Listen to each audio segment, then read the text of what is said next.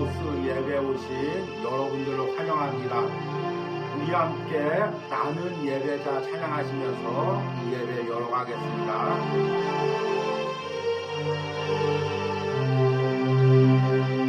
나는 하나님을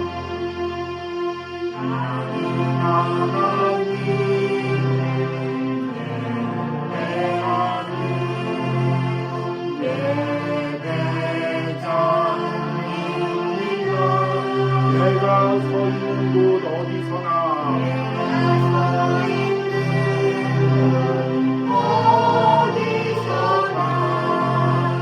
하나님을 예배합니다. 내 영혼 거룩한 내게 향하여 내 마음 완전한 하나님 향하여 이곳에서 하루 이 시간 하나님을 예배합니다. 다시 한번 찬양합니다. 나는 하나님을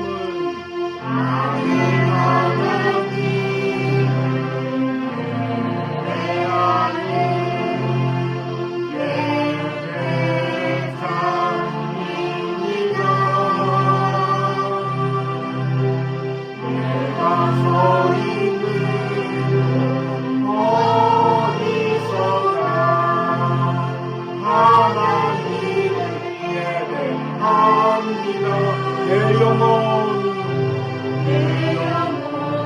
거룩한 은혜를 향하여 내 마음 완전한 하나님 향하여 이곳에서 하루 이 시간 하나님을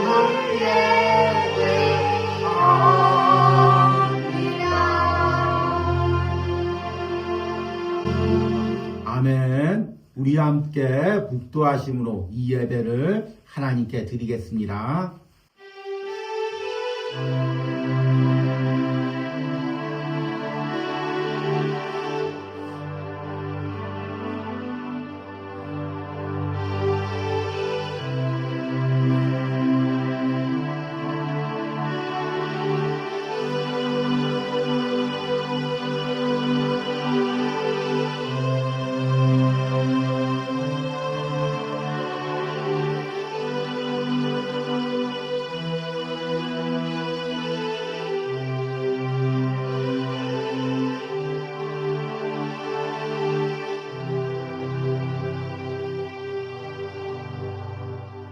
오직 시온이 이르기를 여호와께서 나를 버리시며 주께서 나를 잊으셨다였거니와 여인이 어찌 그 젖먹는 자식을 잊겠으며 자기 태에서 난 아들을 긍휼히 여기지 않겠느냐.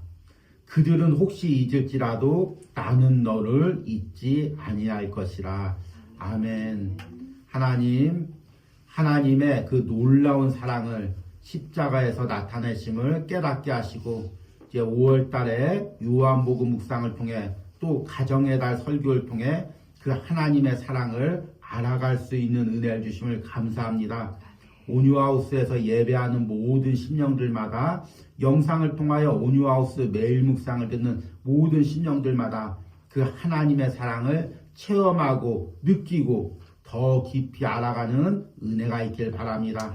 특별히 우리 가정의 연약함으로 아버지와의 관계에서 어머니와의 관계에서 깨어져서 그동안 하나님의 사랑을 왜곡되어 알았다면 이제 말씀을 통하여 온전한 하나님의 사랑을 깨닫게 하시고 아버지와 어머니와 남편과 또 자녀 또 아내와 모든 가족의 구성원들까지 다 품을 수 있는 은혜가 있게 하여 주시옵소서. 그런 하나님의 마음을 오늘 예배하는 모든 심령들에게 부어주시옵소서.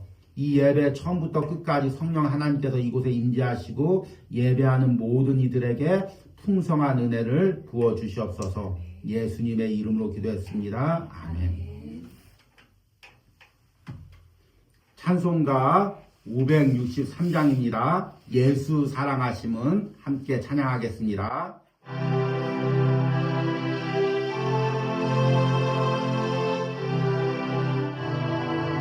예수 사랑하심을 예수 사랑하심을 성경에서 배웠네. 우리는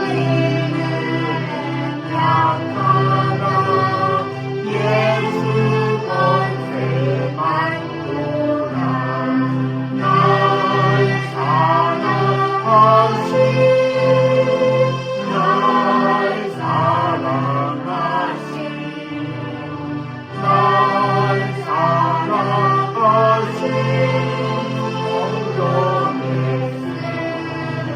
나를 사랑하시고 나의 죄를 다시서 하늘 문을 여시고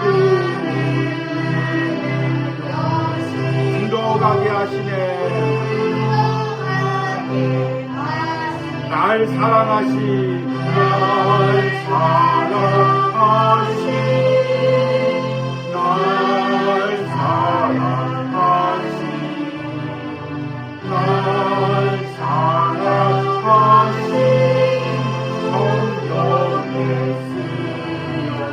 내가 연약할수록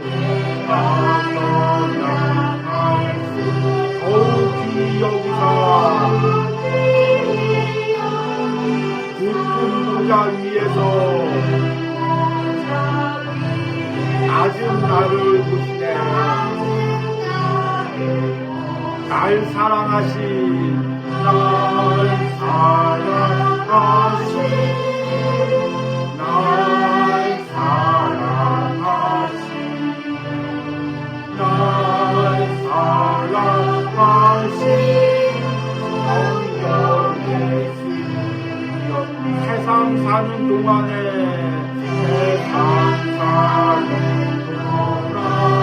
나와 함께 하시고 세상 떠나가는 날 천국가게 하소서. 날 사랑하시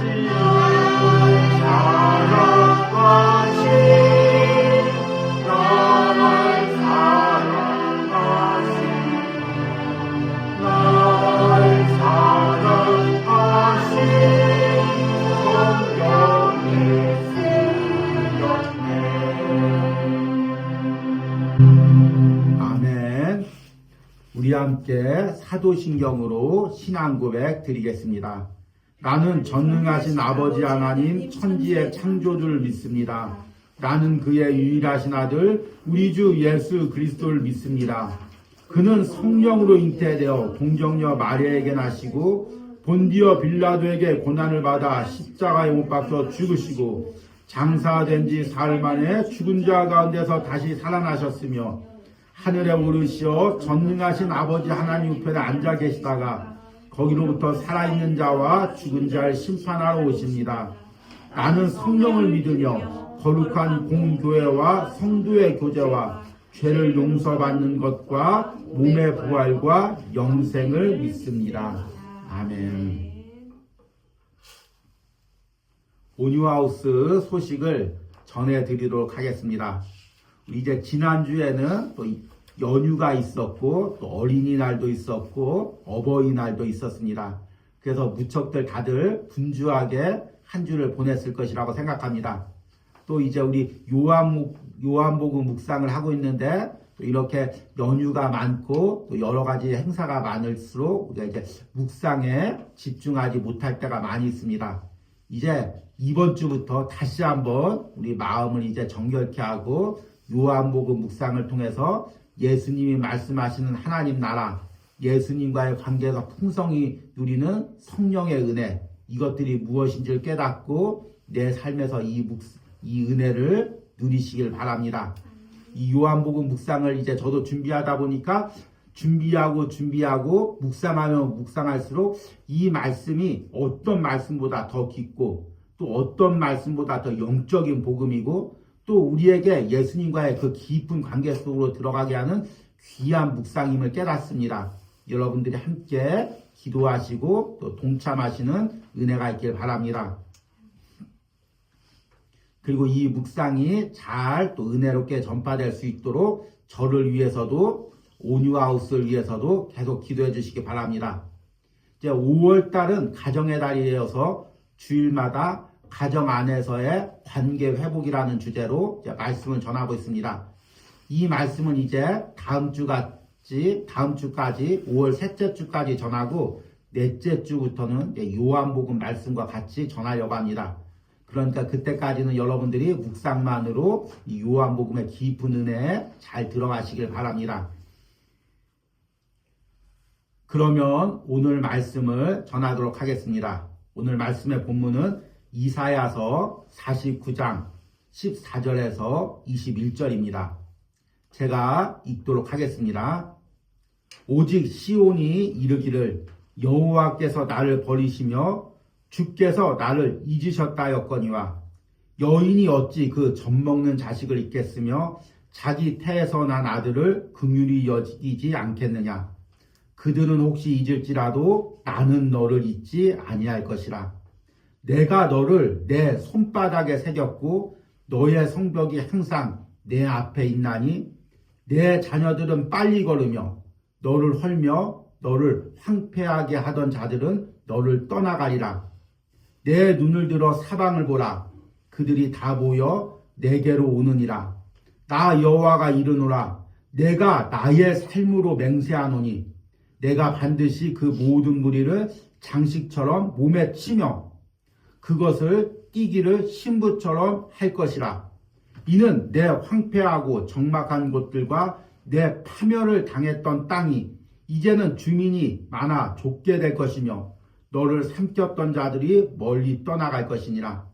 자식을 잃었을 때 낳은 자녀가 후일에 내 귀에 말하기를 이곳이 내게 좁으니 넓혀서 내가 거주하게 하라 하리니 그때 내가 내 마음에 이르기를 누가 나를 위하여 이들을 낳았는고 나는 자녀를 잃고 외로워졌으며 사로잡혀 유리하였거늘 이들은 누가 양육하였는고 나는 홀로 남았거늘 이들은 어디서 생겼는고 하리라. 아멘. 제가 출산을 앞두거나 또는 어린 자녀들을 양육하는 젊은 부모들을 만나면 꼭 추천하는 책이 있습니다. 기독교 서적은 아니지만 민음사에서 나온 사랑받기 위해 태어나다 라는 책입니다. 이 책은 한 아이가 인격적으로 형성하기 위해서 부모님과의 관계, 특히 어머니와의 관계가 얼마나 중요한지를 이야기하고 있습니다. 이 책에는 미국에서 미국으로 입양된 유진아라는 한 러시아 소녀의 이야기를 합니다. 이 여성은 미국의 부유한 가정으로 입양되어서 부모님의 따뜻한 사랑을 받으면서 부족함 없이 애가 자랐습니다. 그런데 청소년 시기가 될수록 애가 점점 말수가 적어지고 사람들과 함께 대화하는 것을 어려워하고 혼자 시간을 보내려고 합니다. 그리고 혼자 시간에 있을 때 혼자 고독 속에 빠지고 혼자 그 외로움 속에 빠져 들어가는 것입니다. 이 책에서는 이것을 아이의 가슴에 뚫린 구멍이라고 이야기합니다. 그리고 이 아이의 과거를 추적해 보니까 러시아에서 이제 30개월 때 입양을 되어서 미국으로 왔습니다. 어머니가 태어난 지 한 1개월, 2개월 되었을 때 고아원에다 버렸고 원래 고아원 정책상 한 18개월 정도 되면 얼른 입양을 시키는데 또 이제 어머니가 찾으러 올 것 같은 가능성이 있는 아이였기 때문에 미루다가 이 30개월이 되어서 미국으로 입양을 보냈습니다. 그런데 이 태어나서 30개월 동안 아이는 기억도 못하는 시기죠. 이 어머니와의 따뜻한 관계가 이 단절되었을 때 그때 그 단절된 그 마음의 공허함이 평생을 가더라는 것입니다. 양 부모님이 아무리 따뜻한 사랑을 줘도 아무리 많은 것을 공급해도 그때 비어 있었던 그 마음을 아무것도 채워주지 못하는 것입니다.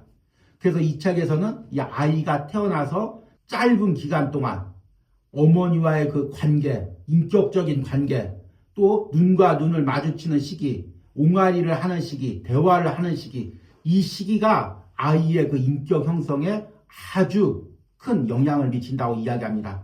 특히 이 책에서 강조하는 것이 공감 능력입니다. 이렇게 어머니와의 관계 속에서 건강하게 자란 아이는 타인의 감정을 공감하고 타인의 아픔에 같이 아파하고 타인의 기쁨에 같이 기뻐합니다. 그런데 이때 어머니와의 관계가 단절되어 있으면 그 타인의 사랑을 느끼지도 못하고 누가 나를 사랑한다고 해도 그 사랑을 받아들이지 못하는 경우가 많이 있다는 것입니다. 이것이 신앙 안에서도 그대로 이제 적용됩니다. 하나님의 사랑은 어머니의 사랑과 너무나 닮아 있습니다. 하나님의 사랑과 어머니의 사랑의 가장 큰 공통점은 무조건적인 사랑이라는 것입니다. 우리 어머니가 우리를 사랑할 때는 무조건적입니다. 남들이 뭐라고 해도 네 아들 왜 그러니? 네 딸 왜 그러니? 손가락질해도 내 아들이 어때서? 내 딸이 어때서? 가장 세상에서 이쁘고만 이렇게 이야기하면서 내 자녀만은 무조건적으로 사랑합니다. 하나님의 사랑도 이렇게 무조건적입니다. 우리가 죄인 되었을 때, 우리가 연약했을 때, 하나님을 배반했을 때, 우상 섬겼을 때 하나님은 독생자 예수 그리스도를 십자가에서 내어주시며 죄인인 우리를 끝까지 사랑했습니다. 그래서 여러분들이 교회 안에서 신앙생활을 하면서 또 말씀을 통해서 하나님을 만날 때 가장 먼저 느끼는 것이 이 하나님의 무조건적인 사랑, 무한한 사랑입니다. 그런데 나는 아무리 신앙생활해도 그 하나님의 무조건적인 사랑, 무한한 사랑이 마음에 느껴지지 않을 수가 있습니다. 그러면 하나님께 뜨겁게 나가서 예배할 수가 없고 예배할 때도 하나님이 나를 사랑한다는 것이 느껴지지가 않습니다. 교회 안에 오면 또 하나님께 무릎 꿇고 기도하면 그 하나님이 나를 품어주시는 따뜻한 사랑이 느껴져야 되는데 이것이 느껴지지 않을 때가 있습니다. 왜냐하면 어머니를 통해서 그 사랑을 맛보지를 않았으면 무조건적인 사랑이 무엇인지, 나를 품어주는 사랑이 무엇인지 우리가 잘 받아들이지를 못하기 때문입니다. 그래서 오늘 말씀을 통해서 하나님의 무조건적인 사랑이 무엇이고 또 이 사랑을 더 깊게 체험하기 위해서 어머니와의 관계에서 회복돼야 될 것이 무엇인지를 말씀을 듣고 깨닫는 은혜가 있길 바랍니다. 오늘 우리가 본문으로 읽은 이사야서에서는 하나님의 사랑을 어머니의 사랑으로 비유합니다. 당시 이제 유다 백성들 그리고 북쪽의 이스라엘 백성들은 하나님을 섬기지 않고 우상을 섬기다가 북쪽은 아수르에게 멸망당하고 유대 역시 이제 곧 바벨론에게 멸망당할 상황이었습니다. 그리고 이 과정에서 많은 백성들이 포로로 끌려갔습니다. 그러니 주변 나라들이 얼마나 손가락질 하겠습니까? 하나님 섬긴다 하더니만 저 꼴 봐라. 하나님 버리고 우상 섬기더니만 꼴 좋다. 이렇게 비웃고 조롱합니다. 그러다 보니 본인들도 이제 자괴감을 느낍니다. 야, 우리가 하나님께 이런 벌을 받아도 싸지. 하나님이 우리를 버린 건 당연해. 이렇게 우리가 죄를 지었으니까 하나님도 영원히 우리를 버렸을 거야. 이렇게 생각하고 이제 낙담에 빠져 있습니다. 그럴 때 하나님께서 이사야를 통해서 이제 이스라엘 유다 백성들에게 이렇게 말씀하십니다. 오늘 읽은 14절과 15절 말씀을 보니까 오직 시온이 이르기를 여호와께서 나를 버리시며 주께서 나를 잊으셨다 하였거니와 여인이 어찌 그 젖먹는 자식을 잊겠으며 자기 태에서 난 아들을 긍휼히 여기지 않겠느냐. 아멘. 너희들이 하나님이 나를 버리셨다고 이야기하지만 나는 너를 버리지 않았다. 어떻게 어머니가 그 자녀를 버릴 수가 있겠느냐. 나도 어머니의 사랑과 같다. 이렇게 지금 하나님이 말씀하고 계시는 것입니다. 여기서 나타난 어머니의 사랑은 두 가지입니다. 15절 끝에 보니까 자기 태에서 난 아들을 긍휼히 여기지 않겠느냐. 어머니의 그 사랑은 무엇이냐면 자기 뱃속에서 난 아들을 긍휼히 여기는 사랑입니다. 여러분, 그 여성이 아이를 임신해서 10개월 동안 뱃속에서 이제 키울 때 그 아이는, 그 엄마는 아이와 모든 것을 공유하는 것입니다. 영양분만 공유하는 것이 아니라 그 아이의 감정까지 다 공유하고 그 모든 삶을 공유하는 것입니다. 그래서 뱃속에 있는 아이는 나 자신이고 또 아이 역시 엄마가 전부인 것입니다. 그래서 이제 우리가 태교가 중요하다고 하죠. 어머니의 감정을 아이가 그대로 느끼고 또 뱃속에 있는 아이의 감정을 어머니가 그대로 느끼기 때문입니다. 그리고 그렇게 태어난 아들을 어머니가 어떻게 사랑하지 않겠습니까? 10달 동안 그 배 아파서 난 아들을, 그 핏덩어리 아들을 처음 봤을 때 그 어머니의 안에서는 그 수많은 그 이제 모성의 호르몬이 이렇게 분비된다고 이야기합니다. 그 자녀를 봤을 때 세상을 다 주어도 아깝지 않고 내 생명을 다 주어도 아깝지 않은 그런 마음이 듭니다. 그 자녀가 혹시라도 아프면, 그 자녀가 혹시라도 연약한 일이 생기면 어머니가 어떻게 아프지가 않겠습니까? 어떻게 긍휼히 여기지 않겠습니까? 지금 하나님의 사랑이 이와 같다는 것입니다. 또 하나 두 번째 어머니의 사랑을 이야기하는데 이 사랑은 무엇이냐면 15절 초반부에 보니까 여인이 어찌 그 젖먹는 자식을 잊겠으며, 아이를 그냥 10달 동안 뱃속에 있어서 태어났어도 그 사랑이 긍휼한데 이 아이를 이제 젖을 먹이는 것입니다. 이제 그 학자들은 이 모유가 이제 분유보다 더 이제 좋다고 이야기합니다. 그래서 모유를 먹고 자란 아이들은 여러 가지로 건강하다고 이야기하죠. 그런데 사실 성분적으로, 화학적으로 영양분을 따져보면 사실 분유가 더 좋습니다. 당연하죠. 인간이 여러 가지 과학적인 지식으로 여러 가지 필요한 요소를 다 넣었으니 그 당연히 분유가 더 좋겠죠. 그런데 모유가 더 좋다는 것은 무엇이냐면 이 아이를 키우면서 모유를 먹이면서 이 엄마와 아이가 눈을 마주치고 피부를 마주치고 이 과정에서 무한한 사랑이 이 자녀에게 전달되는 것입니다. 그때 이 자녀는 어머니를 통해서 그 품 안에서 안정감을 누리고 그 감정의 모든 교류를 다 이제 누리는 것입니다. 이것들을 이제 학자들은 이제 옥시토닌이라고 합니다. 이 옥시토닌이라는 호르몬은 이제 사랑의 유전자죠. 그래서 이렇게 어렸을 때 모유를 먹으면서 어머니와의 깊은 관계 속에서 자란 아이들은 그 안에서 옥시토닌이 풍성하게 이제 자라게 됩니다. 그래서 자라서도 누구를 사랑할 줄 알고 또 누구에게 사랑받을 줄 알고 또 어떤 사람에게 사랑을 주면 그 사랑이 변덕스럽지 않고 어머니의 사랑처럼 깊고 일관적으로 되는 것입니다. 다 그런 것은 아닙니다. 다 그런 것은 아닌데 이제 남성들 중에서 이 여성 저 여성 정착하지 못하고 음란한 그런 부분들이 있는 남성들이 있습니다. 그런데 그런 남성 중에서 일부분은 어머니와의 그 어린 시절의 관계 속에서 풍성한 사랑을 받지 못하고 이 옥시토닌이 풍성하게 분배받지 못하면 누군가를 이렇게 지속적으로 사랑하지 못하고 또 계속해서 다른 사람들에게 옮겨다니면서 사랑을 갈구하고 순간적인 쾌락을 갈구하게 되어 있습니다.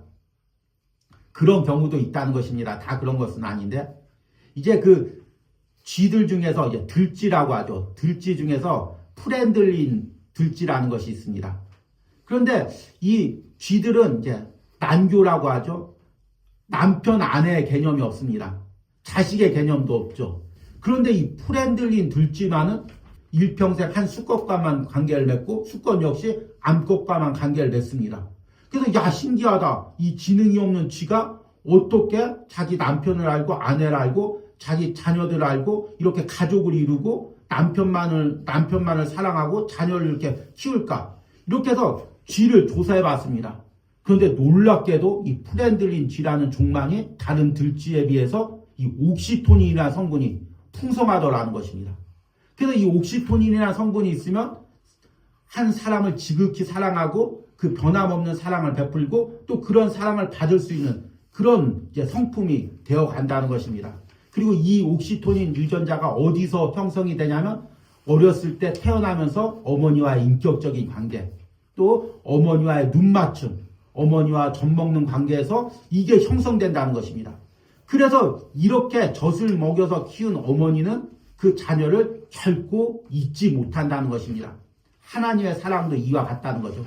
이스라엘 백성들을 그 태에서 태어나듯이 태어나게 하고 그리고 그들을 젖먹이듯이 하나님께서 양육했는데 내가 어찌 너를 잊겠느냐 하는 것입니다. 이것이 하나님의 사랑이라는 것입니다. 그래서 로마서 5장 8절에 보면은 이렇게 이야기합니다. 우리가 아직 죄인 되었을 때 그리스도께서 우리를 위하여 죽으심으로 하나님께서 우리에 대한 자기 사랑을 확증하셨느니라.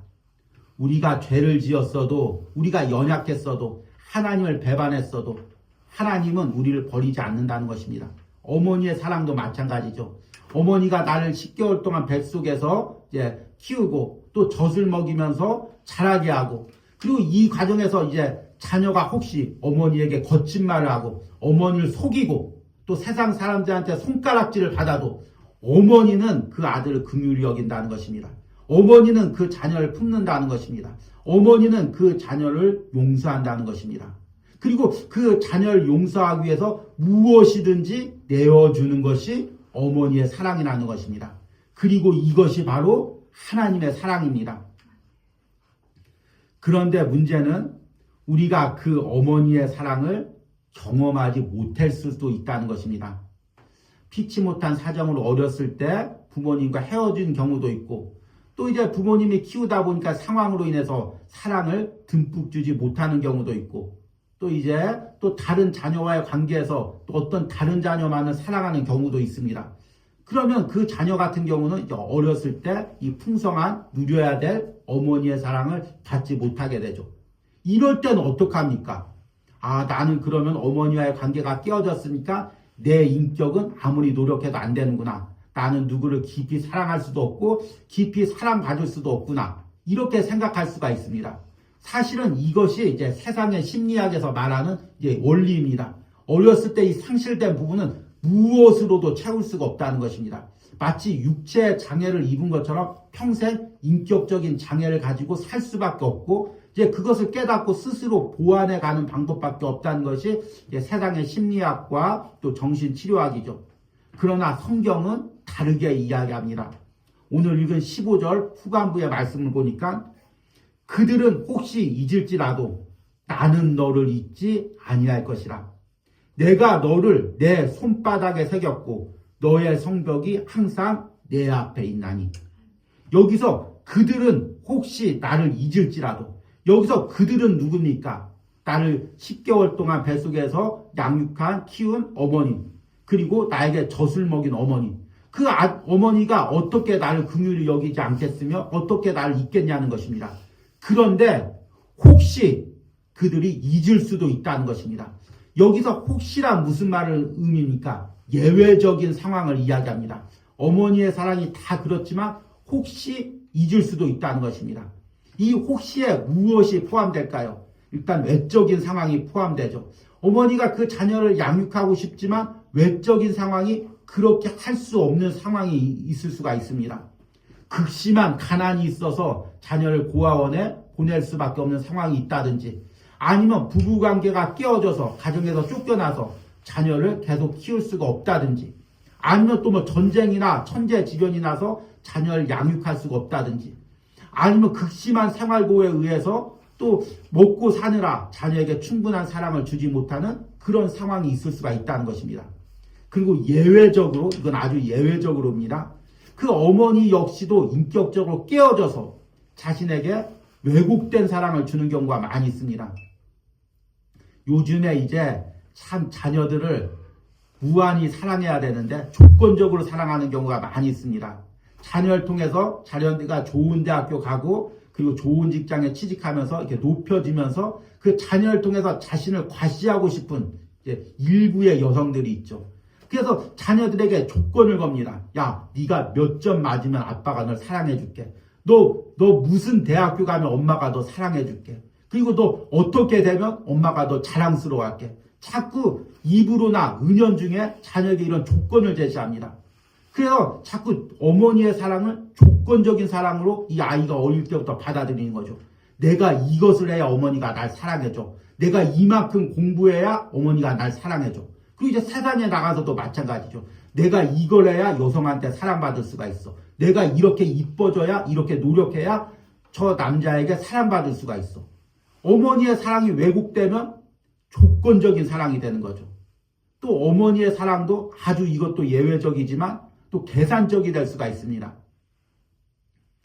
이제 얼마 전에 한 유명한 여가수가 이제 자살을 했죠. 그런데 그 자살을 하기 전까지 과정에서 이 여성이 정신적으로 아주 극심하게 시달렸습니다. 악플에도 시달렸고 또 여러 가지 이제 사람들의 공격과 비난을 받았습니다. 어디 마음 하나 둘 곳이 없어서 이 여성이 버티다 못해 생명을 마감했습니다. 그런데 놀라운 것은 이 여성이 이렇게 생명을 마감하자 태어날 때 그녀를 버렸던 어머니가 갑자기 나타난 것입니다.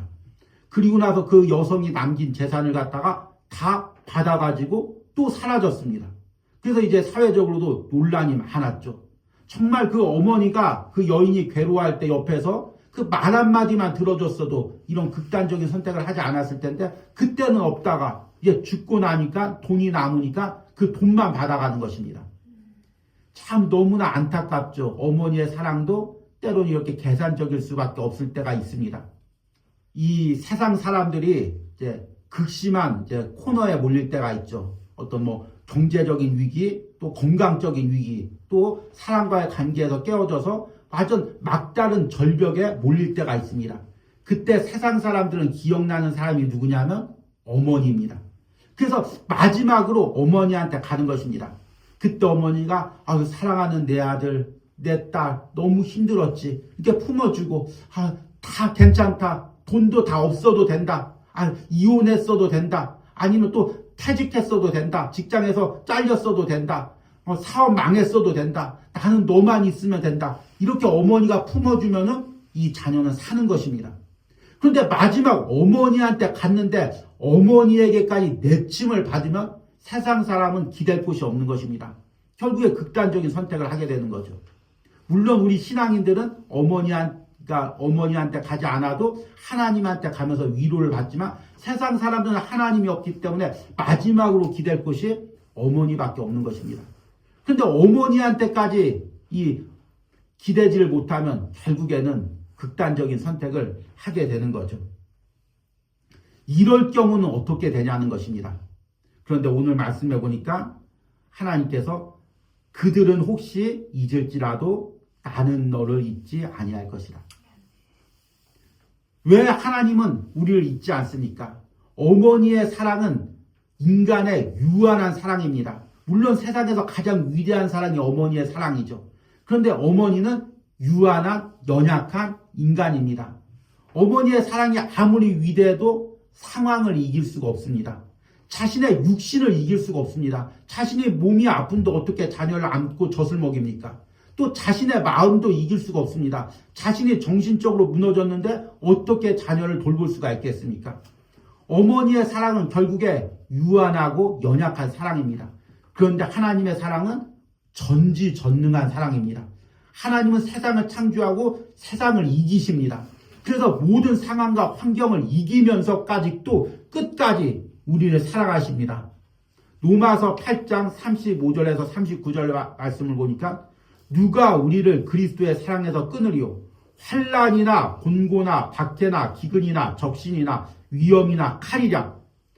내가 확신하노니 사망이나 생명이나 천사들이나 권세자들이나 천재의 일이나 장래의 일이나 능력이나 높음이나 깊음이나 다른 어떤 피조물이라도 우리를 우리 주 그리스도 예수 안에 있는 하나님의 사랑에서 끊을 수 없느니라. 아멘. 그리고 오늘 이사야서 16절에서는 이렇게 이야기합니다. 내가 너를 내 손바닥에 새겼고 너의 성벽이 항상 내 앞에 있나니. 부모는 연약함으로 인해서 그 자녀를 잊어버리는 순간이 있을지라도 하나님은 항상 내 이름을 손바닥에 새기고 항상 보고 계십니다. 단 1초라도 잊지 않고 항상 내 이름을 새기고 보고 계십니다. 그뿐만이 아니니라 너의 성벽이 항상 내 앞에 있나니. 여기서 성벽이란 무엇을 상징할까요? 내 인생의 마지막 보루입니다. 이 성벽이 무너지면 내 인생이 무너집니다. 내 가정이 무너집니다. 내 마음이 무너집니다. 내 건강이 무너집니다. 그러나 그 성벽이 항상 하나님 앞에 있습니다. 하나님이 나의 성벽을 지켜주십니다. 나의 건강을 지켜주십니다. 나의 삶을 지켜주십니다. 우리 가정을 지켜주십니다. 이것이 바로 하나님의 사랑이라는 것입니다. 우리가 설사 어머니의 사랑을 받지 못했더라도 이 무한하고 절대적인 하나님의 사랑을 체험하면 어머니의 사랑에 받지 못한 부분이 채워지는 은혜가 있습니다. 그리고 그 하나님의 사랑을 체험하면 어머니가 연약해서 나에게 부족하게 베풀었던 사랑도 이해하고 품어줄 수가 있습니다. 아, 우리 어머니가 연약해서 그랬지. 상황이 그래서 그랬지. 그 품어주고 오히려 더 어머니를 사랑할 수 있는 은혜가 있습니다. 저는 이제 감사하게도 어린 시절부터 신앙의 부모님, 특히 목회자 부모님 가운데서 잘 양육을 받고 또 신앙생활을 하면서 사랑을 받고 자랐습니다. 그런데 이제 제가 대학교를 졸업하고 또 이제 신대원을 준비하기 위해서 서울으로 올라와서 자취생활을 한 다음부터는 이제 부모님과의 관계가 좀 멀어졌습니다. 특히 그 시기에 이제 아버지가 이제 갑자기 돌아가시고 또 어머니가 이제 아버지가 남긴 또 이제 수양관 부지에 또 성전을 짓기 위해서 또 헌신하다가 또 경제적인 어려움을 당해서 이제 많은 어려움이 있어서 가정으로부터 어떤 도움도 받지 못하고 또 저 역시도 이제 목회를 하기 때문에 가정도 돕지 못해서 함께 이제 좀 보내는 시간들이 많이 이제 줄어들었습니다. 이렇게 혼자 서울에서 이제 신대원을 공부하고 또 전도사 생활을 하다 보니 참 어려운 부분들이 많이 있었습니다. 그 중에서 가장 이제 어려웠던 것이 결혼할 때였습니다. 특별히 그 결혼할 때 이제 저희 어머니가 이제 성전을 짓기 위해서 한 건축업자를 이제 택했는데 마침 그 건축업자가 이제 부도를 내고 도망을 갔습니다. 그래서 그 건축업자가 진 빚까지 이제 어머니한테 받으러 오는 사람들에게 어머니가 시달리고 그리고 성전은 짓다 만 상태이고 그래서 굉장히 어려운 상황이어서 나의 결혼 문제를 어머니에게 상의할 수 있는 상황도 아니었습니다. 그리고 어떤 조금의 금전적인 도움도 받을 수가 없는 상황이었죠. 그래서 이제 혼자 모든 것을 처음부터 끝까지 결혼 준비도 다 하고 물질적인 것도 다 준비했습니다. 그러다 보니까 얼마나 서럽습니까? 우리 아내 측은 이제 부모님이 이렇게 이제 다니면서 이제 뭐 예단도 준비하고 여러 가지도 알아봐 줄 때 그걸 볼 때 너무 부러운 것입니다. 아, 나에게도 저런 아버지가 살아 있었으면, 나에게도 지금 어머니가 저렇게 여유가 있었으면 얼마나 좋을까. 너무 이렇게 서글픈 마음이 드는 것입니다. 그래서 결혼을 준비하면서 혼자 이제 성전에서 기도를 했습니다. 하나님, 내가 너무 외롭습니다. 지금 내가 준비하는데 이 과정이 너무나 버겁습니다. 이렇게 기도를 했습니다. 그런데 내 마음 가운데 이런 하나님의 음성이 들리는 것입니다. 아들아, 걱정하지 말아라. 너의 인생은 내가 책임져 준다. 너의 부모가 지금까지 주의 일을 했고 또 너도 어렸을 때부터 헌신한 모든 것들 내가 기억하고 내가 너의 인생을 책임져 준다. 이 말씀을 하시는 것입니다. 그래서 저는 이 말씀이 내 평생에 하나님께서 이제 목회자로서 은혜 주시는구나 이렇게 깨달았습니다. 큰 위로와 이제 회복을 누리고 결혼식을 진행했습니다. 그런데 놀라운 것은 그때 그 약속이 결혼생활 20년 동안 한 번도 어기지 않고 하나님께서 그 약속을 지켜주셨다는 것입니다. 이제 저는 이제 목회를 하면서 이제 안정적인 교회에서 부교육자 생활도 하고 또 그 후에는 개척도 하고 지금 이제 온유하우스에서 이렇게 이제 특수한 사역도 합니다. 그래서 결혼한 후에 이제 교회에서 안정적인 사례비를 받은 것은 몇 년 되지가 않습니다. 그리고 이제 그 대부분은 이제 전혀 수입이 없는 상태로 주의 일을 했습니다. 개척을 하는 순간부터 이제 아내 역시 이제 세상적인 직업을 다 내려놓고 저 역시 이제 개척교회하거나 어떤 일을 할 때도 전혀 세상적인 것은 손대지 않고 두 부부가 오직 하나님만을 바라보고 살았습니다. 그런데 놀라운 것은 정말 20년 동안 하나님께서 한 번도 부족함 없이 한 달도 부족함 없이 우리 가정을 채워줬다는 것입니다. 사람들은 묻습니다. 어떻게 채워졌습니까? 우리 역시도 어떻게 채워졌는지 모르겠습니다. 그런데 정말 하나님께서 그 약속대로 채워주셨습니다. 무엇보다도 이제 우리 온유를 이제 임신하고 날 때 제 안에 인간적인 걱정이 많았습니다. 그때가 경제적으로 가장 어려운 시기였고 전혀 수입이 없는 시기였습니다. 그런데도 하나님께서 기도할 때마다 너를 책임져 주셨듯이 이 아이도 책임져 주신다. 그 약속을 해주는 것입니다. 그리고 정말 이 아이를 지금까지 키우면서 부족함 없이 하나님께서 여러 가지 방향으로 다 채워주시는 은혜가 있었습니다. 성도님들이나 아는 사람이 제가 이 아이를 좀 뭐를 가르쳐 주겠습니다. 이것을 가르쳐 주겠습니다. 해서 다 부족한 것들을 다 채워주는 그런 은혜가 있었습니다. 그리고 이 온유하우스에서도 마찬가지입니다. 세상 사람들은 어떻게 이 온유하우스 사역이 이어지는지 궁금해하지만 하나님께서 정말 어머니가 자녀를 돌보듯이 다 채워주는 것입니다. 제가 이제 구체적인 물질적 얘기는 전혀 하지 않지만 이번 달에도 이제 생활을 하면서 이제 부족한 부분이 있었죠. 그래서 이제 얼마 정도의 이제 지출이 필요한데 아내랑 이제 기도를 했습니다. 아내가 이야기를 해도 이번 달에 이렇게 부족한데 어떡하지 하고 얘기를 합니다. 그래서 같이 기도하자. 하나님이 지금까지 채워줬듯이 다 채워주실 것이다. 이렇게 제가 확신 있는 말을 하고 아내와 함께 기도를 했습니다. 그리고 나서 지출해야 될 날짜가 되는데 우리를 위해서 이제 기도해 주시는 여러분들이 조금씩 이렇게 후원을 해 주셨는데 그 후원금 통장을 이제 딱 보니까 10,000원 단위까지 그 금액이 딱 맞는 것입니다. 그래서 너무 놀라워서 하나님이 맞춰줘도 어떻게 이렇게 아래 숫자까지 딱 정확하게 맞춰주는지 모르겠다. 이 고백을 하면서 단순히 물질을 채워준 것이 아니라 하나님이 이렇게 세세하게 우리를 돌보고 있구나. 이 온유하우스를 돌보고 있구나. 나와 우리 사모님의 기도를 듣고 있구나. 이것을 우리가 믿음으로 고백하는 그 은혜가 있었습니다. 내일 일은 또 모르죠. 내달 일은 또 모르죠. 그런데 하나님께서 다 책임져 주셨습니다. 지금까지. 앞으로도 책임져 주실 줄 믿습니다. 여러분, 세상에 어떤 어머니가 자녀를 키우고 이제 살림을 내주고 그리고 이제 심지어는 목회자가 돼서 교회 사역을 하고 손자를 낳고 그런 것까지 다 책임져 주시겠습니까? 그런데 우리 하나님은 저에게 그것을 다 책임져 주셨습니다. 세상에 어떤 어머니가 베풀지 못하는 사랑을 우리 하나님이 나와 우리 사모님과 우리 아이에게 베풀어 주셨습니다. 그리고 이 사역의 순간순간에도 하나님이 내 마음을 돌보시고 내 형편을 돌보시고 이 온유하우스에 사정을 하시고 돌봐가시면서 품어주시는 은혜가 있습니다. 저는 이곳에서 그 하나님의 무한한 사랑, 절대적인 사랑, 조건 없는 사랑, 그것을 느끼게 됩니다. 그리고 세상 부모님보다 더 큰 하나님의 사랑을 느끼고 그 품 안에서 은혜를 누리고 살고 있습니다.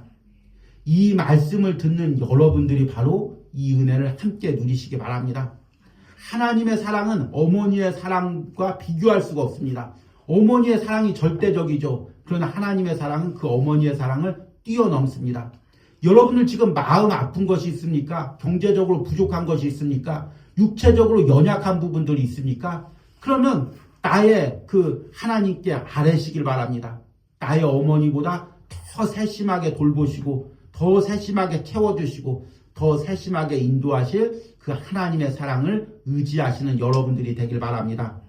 오늘 말씀을 듣는 여러분들이 또 영상으로 함께 예배에 참여하는 여러분들이 이 하나님의 사랑을 체험하고 누리시는 은혜가 있기를 축복합니다. 오늘 들은 말씀 생각하시면서 나의 피난처 예수 함께 찬양할 텐데 나의 영원한 피난처가 되시는 예수 그리스도 나의 영원한 사랑이 되시는 그 하나님의 사랑을 고백하면서 우리 찬양을 부르겠습니다.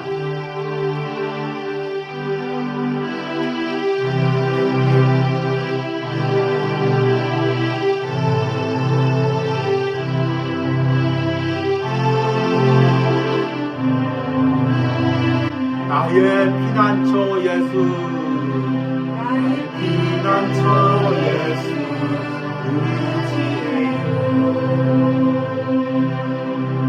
나의 피난처 예수 의지해요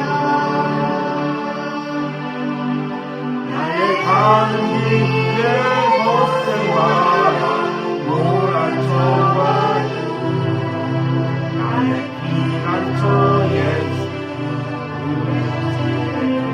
나는 영원히 주님 사랑해요 나는 영원히 주님 사랑해요 나는 영원히 주님 사랑해요 세상 어떤 것도 나의 사랑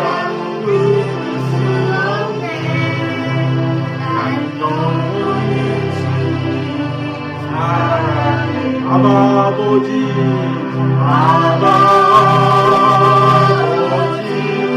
나를 사랑하시니 나의 모든 것 중에 드려요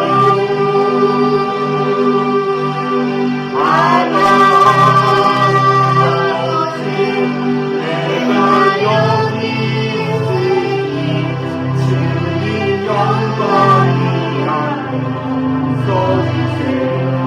아버지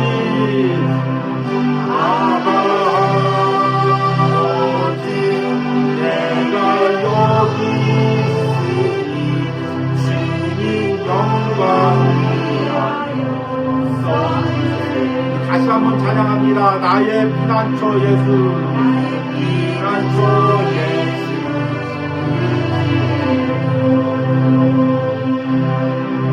나의 피난처 예수,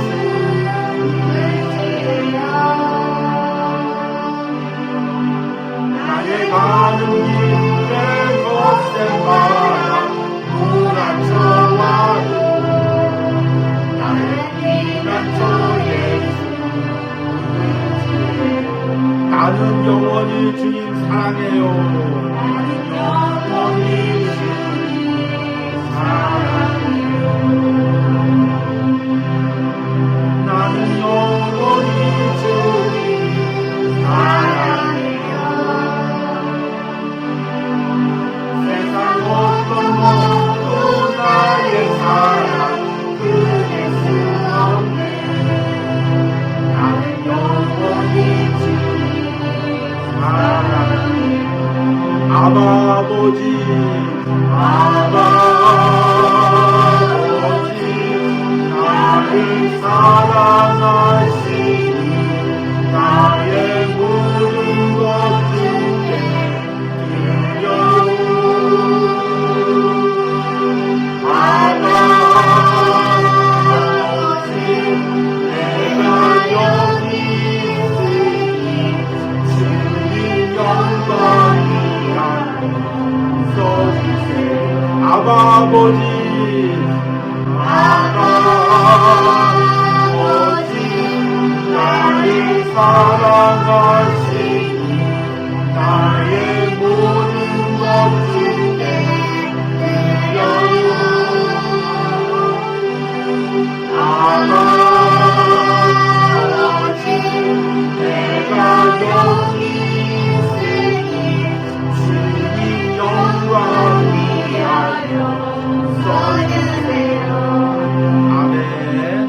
우리 함께 들은 말씀 생각하시면서 기도할 때 내가 하나님의 사랑을 알게 하여 주시옵소서. 내 삶에서 하나님의 그 무한한 사랑을 체험하게 하여 주시옵소서. 어머니의 사랑을 뛰어넘는 하나님의 놀라운 사랑을 내가 날마다 누리게 하여 주시옵소서. 주여 부르짖습니다. 주여 내가 그 하나님의 무한한 사랑을 날마다 누리기로 합니다. 주님 나의 인생을 책임져 주시고 그 하나님의 사랑을 주님 체험하며 살기로 합니다. 주여 어머니가 그 자식을 돌보듯이 아버지 그 10개월이지만 뱃속에서 태어난 아들을 그 젖먹는 아들을 돌보듯이 하나님이 그렇게 나를 키우고 양육하고 돌봤으니 오늘 말씀을 통해 깨닫습니다. 주님 세상에 어떤 덧센 바람이 몰아쳤을 때도 하나님은 나를 사랑하시고 나를 들어주셨습니다. 하나님이 나의 피난처가 되주시고 나의 모든 것들을 막아주셨습니다. 하나님 내가 세상의 외로움 가운데 혼자 누워있을 때 경제적 아픔 가운데 혼자 누워있을 때 혼자 외롭고 슬퍼하고 아파했을 때 하나님께서 나를 사랑해 주셨습니다. 그 하나님의 사랑을 오늘 말씀으로 깨닫게 하시니 감사합니다. 그 하나님의 사랑을 내가 말씀으로 주님으로 살아가기로 합니다. 그 하나님의 말씀을 더욱더 체험하고 나가기로 합니다. 주님 그 하나님의 사랑을 우리가 더욱더 받기로 합니다. 더욱더 경험하기로 합니다. 주님 오늘 이 공부하우스에서 말씀을 모든 시간에 그 하나님의 사랑을 깨닫고 그 하나님의 사랑을 누릴 수 있는 것을 허락하여 우리 한 가지 더 기도할 때 이제 내가 어머니의 사랑 가운데 인간적으로 서운했던 것 그런 부분들을 말씀을 통해 깨닫고 육신의 연약함, 마음의 연약함으로 그렇게밖에 할 수 없었던 어머니를 하나님의 사랑으로 품어주길 원합니다. 하나님의 사랑으로 내가 이제 어머니를 사랑하길 원합니다. 주여 부르고 기도합니다. 주여 주님 육신의 어머니를 위하여 기도합니다. 주님 나에게 무한한 사랑을 베푸셨지만 또한 여러 가지 연약함으로 인해 나도 온전히 사랑하지 못했던 부분들 어린 시절에 온전히 베풀지 못했던 그 부분까지도 내가 이해하고 어머니를 품기 원합니다. 하나님 육신의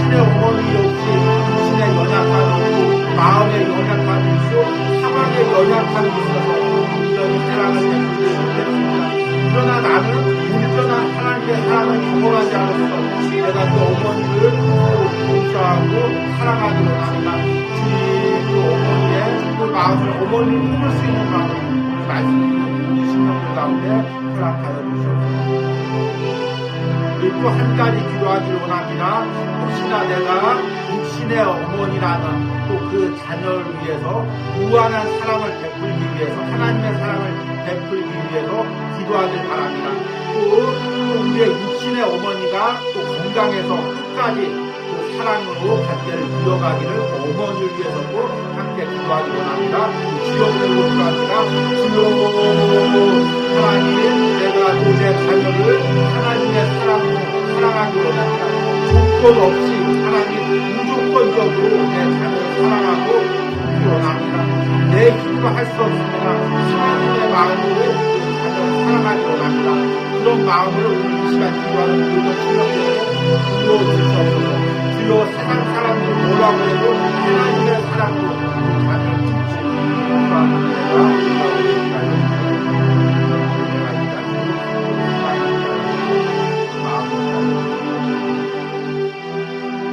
우리 마지막으로 이제 이번 주에 온유하우스 사역과 또 내일 묵상을 위해서 함께 기도하시길 바랍니다.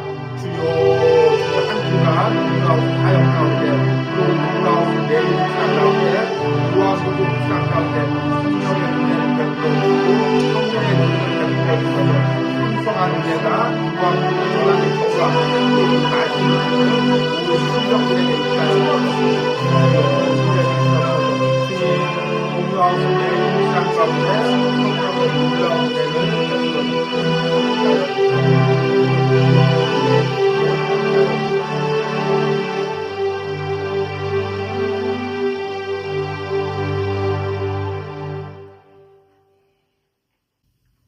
여인이 어찌 그 젖먹는 자식을 잊겠으며 자기 태에서 난 아들을 긍휼히 여기지 않겠느냐. 그들은 혹시 잊을지라도 나는 너를 잊지 아니할 것이라. 아멘. 주님, 오늘 이 말씀이 얼마나 귀한 말씀인지를 깨닫게 됩니다. 세상에서는 절대적인 사랑으로 보이는 그 어머니의 사랑보다도 뛰어넘는 사랑이 하나님의 사랑임을 깨닫습니다. 하나님이 나의 삶을 책임져 주시고 나의 마음도 책임져 주시고 우리 가정도 책임져 주시고 무엇보다도 나의 영혼을 책임져 주셔서 끝까지 함께 하시고 하늘나라까지 함께 하시는 줄 믿습니다. 우리 사랑하는 성도들이 이 온유하우스에서 예배하면서 날마다 그 하나님의 사랑을 느끼고 누리게 하여 주시옵소서. 또 온유하우스 내일 묵상에 동참하는 모든 심령들이 날마다 말씀 묵상으로 그 하나님의 사랑을 깨닫고 매일같이 그 하나님의 사랑 안에서 사는 은혜가 있게 하여 주시옵소서. 이번 한 주도 말씀 가운데 기도 가운데 그 하나님의 사랑을 풍성히 누리는 은혜를 부어 주시옵소서. 이 시간에는 온유하우스를 통하여 예물 드린 손길들을 위하여 기도합니다. 주일마다 온유하우스를 위하여 기도하며 예물 드리는 주의 종을 하나님 축복하게 하시고 하나님 그 사역의 모든 과정 가운데서 놀라운 하나님의 사랑을 체험하게 하여 주시옵소서. 자녀들 양육하면서 어머니의 사랑을 뛰어넘는 절대적인 하나님의 사랑을 그 자녀들이 누리게 하여 주시옵소서. 어머니가 채워줄 수 없는 그 모든 것들을 하나님께서 채워주시는 놀라운 은혜들, 기적들을 그 자녀들이 경험하게 하여 주시옵소서. 하나님 또한 주일 새벽마다 온유하우스를 위하여 예물 드리며 기도하는 권사님, 하나님 그 하나님의 사랑으로 지금까지 일평생 성도들을 사랑하고 자녀들 사랑하고 손자 손녀들 사랑하고 또 주의 종을 섬겼습니다. 하나님 그 무한한 그 하나님의 사랑이 항상 그 권사님의 심령 속에 부어지게 하시고 하나님 그 하나님의 사랑으로 연약한 영혼들 사랑하며 기도하게 하시고 하나님 권사님이 노년까지 그 하나님의 사랑을 계속 받으시면서 하나님의 사랑 안에서 살아가게 하여 주시옵소서. 특별히 권사님의 육신의 연약한 부분을 우리 하나님께서 다 하나님의 사랑으로 만져주시고 어머니가 자녀를 돌보듯이 우리 권사님을 돌봐주시고 책임져 주시는 은혜가 있길 바랍니다. 하나님 또 우리 11조 예물을 드린 우리 성도님이 있습니다. 주님 새 자녀를 돌볼 때 하나님 어머니의 사랑으로 그 자녀를 돌볼 때 나는 연약합니다. 나는 부족합니다. 때로는 나는 해줄 수 있는 것이 없을 때가 있습니다.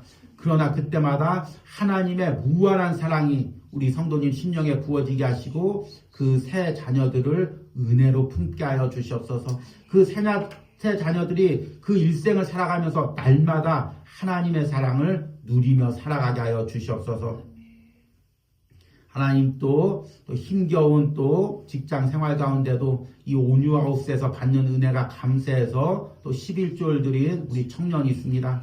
하나님 참 세상이 거칩니다. 그 거친 세상 속에서 하루하루를 살아가고 있는 이 청년 가운데 하나님 오늘 말씀처럼 하나님의 사랑이 부어지게 하여 주시옵소서. 하나님이 날마다 책임져 주신 은혜를 누리며 살아가게 하여 주시옵소서. 하나님의 은혜 가운데 걸어갈 수 있도록 함께 하시고 무엇보다도 그 앞으로의 삶도 하나님께서 전적으로 어머니처럼 책임져 주시고 돌봐주시는 은혜가 있기를 원합니다.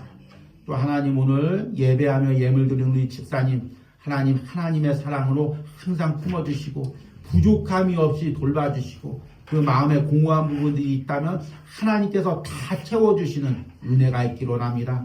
항상 보이지 않는 곳에서 이 온유하우스를 위하여 헌신하고 예물 드리고 함께 묵상에 동참하며 또 아침 저녁으로 이 온유하우스와 주의 종을 위하여 기도하는 모든 심령들, 흩어져 있는 모든 심령들, 가정들, 자녀들 하나님의 사랑으로 돌봐주시고 축복하여 주시옵소서.